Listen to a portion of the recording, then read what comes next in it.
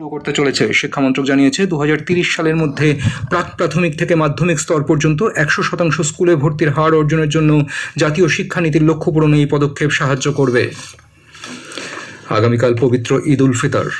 গতকাল শাওয়াল মাসের চাঁদ না দেখা যাওয়ায় ভারতে ঈদ উদযাপিত হবে আগামীকাল অর্থাৎ 21শে মার্চ।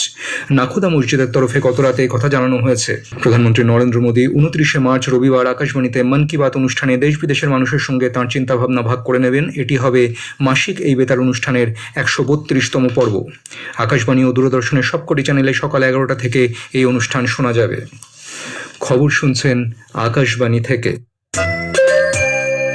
নির্বাচন কমিশন আজ ইলেকট্রনিক ও ডিজিটাল মাধ্যমে রাজনৈতিক বিজ্ঞাপন নিয়ন্ত্রণের বিষয়ে নির্দেশ জারি করেছে। নির্দেশ অনুযায়ী সব রাজনৈতিক দল, প্রার্থী, ব্যক্তি বা যে কোনো সংস্থাকেও বিজ্ঞাপন প্রকাশের আগে অনুমোদন নিতে হবে। এই অনুমোদন media certification and monitoring committee বা MCMC থেকে নিতে হবে। কেন্দ্রীয় কৃষি ও কৃষক জনকল্যাণ মন্ত্রী শিবরাজ সিং চৌহান আজ নতুন দিল্লিতে আধিকারিকদের সঙ্গে সমগ্র দেশের কৃষি ব্যবস্থার পর্যালোচনা করেছেন।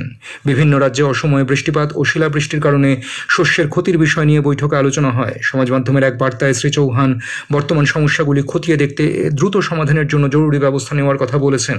তিনি আরও বলেন, কৃষকরা যাতে তাদের ফসলের ন্যূনতম সহায়ক মূল্য পায় তার জন্য প্রয়োজনীয় ব্যবস্থা নেওয়া হবে। বালোচ ন্যাশনাল মুভমেন্ট BNM বালুচিস্তানে মানবাধিকার লঙ্ঘনের অভিযোগ সম্পর্কে ব্যবস্থা নেওয়ার জন্য রাষ্ট্রসংঘ মানবাধিকার পরিষদকে অনুরোধ জানিয়েছে। তাদের অভিযোগ, বিক্ষোভ দমন করতে ও সাধারণ নাগরিকদের নিপীড়ন চালাতে পাকিস্তান সন্ত্রাসবাদী মোকাবিলা আইনের অপব্যবহার করছে। জেনিভায় পরিষদের 61তম অধিবেশনে BNM প্রতিনিধি মাহারা বালোচ বলেন, সেখানে বিচার বিভাগ বহির্ভূত হত্যা, বাকস্বাধীনতা খর্ব করা এবং জোর করে মানুষকে ধরে নিয়ে গিয়ে গায়েব করার মতো ঘটনা ঘটছে। বাণিজ্য ও শিল্পমন্ত্রী পীযূষ গোয়েল ক্যামেরুনের ইয়াউন্ডেতে অনুষ্ঠিত বিশ্ব বাণিজ্য সংস্থা WTOর 14তম মন্ত্রী পর্যায়ের সম্মেলনে ভারতীয় প্রতিনিধি দলের নেতৃত্ব দেবেন। সম্মেলনটি এ মাসের 26 থেকে 29শে মার্চ পর্যন্ত চলবে। বাণিজ্য মন্ত্রকের সরকারি সূত্র জানিয়েছে, বর্তমানের আন্তর্জাতিক ভূ রাজনৈতিক অস্থির সময়ে বিশ্ব বাণিজ্যকে এগিয়ে নিয়ে যেতে WTOকে আরও শক্তিশালী করার পক্ষে ভারত জোরের সঙ্গে মত দেবে। পশ্চিমবঙ্গের তৃণমূল কংগ্রেস আজ আসন্ন বিধানসভা নির্বাচনের জন্য তাদের ইস্তাহার প্রকাশ করেছে। বিকেলে কালীঘাটের বাসভবন থেকে দলনেত্রী মুখ্যমন্ত্রী মমতা ব্যানার্জি দলীয় ইস্তাহার প্রকাশ করেন।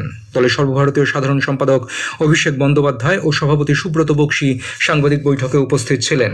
প্যারিসের অর্লিয়ান্স মাস্টার্স ব্যাডমিন্টনে পুরুষদের ডাবলসের কোয়ার্টার ফাইনালে ভারতীয় জুটি অর্জুন মাধাথিল রামাচন্দ্রন এবং হরিহরন আমসাকারুনান ইন্দোনেশীয় জুটি বাগাস মৌলানা ও লিও কার্নান্দোর কাছে 12-21, 20-22 সেটে পরাজিত হয়েছেন। মহিলাদের সিঙ্গলস কোয়ার্টার ফাইনালে ভারতের তানভি শর্মা জাপানের নাতসুকি নিদাইরার মুখোমুখি হবে।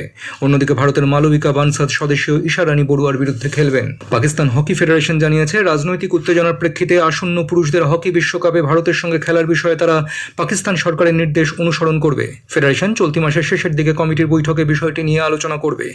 16 দলের পুরুষদের হকি বিশ্বকাপ যৌথভাবে বেলজিয়াম ও নেদারল্যান্ডসে এই বছরের 15 থেকে 30শে আগস্ট পর্যন্ত চলবে।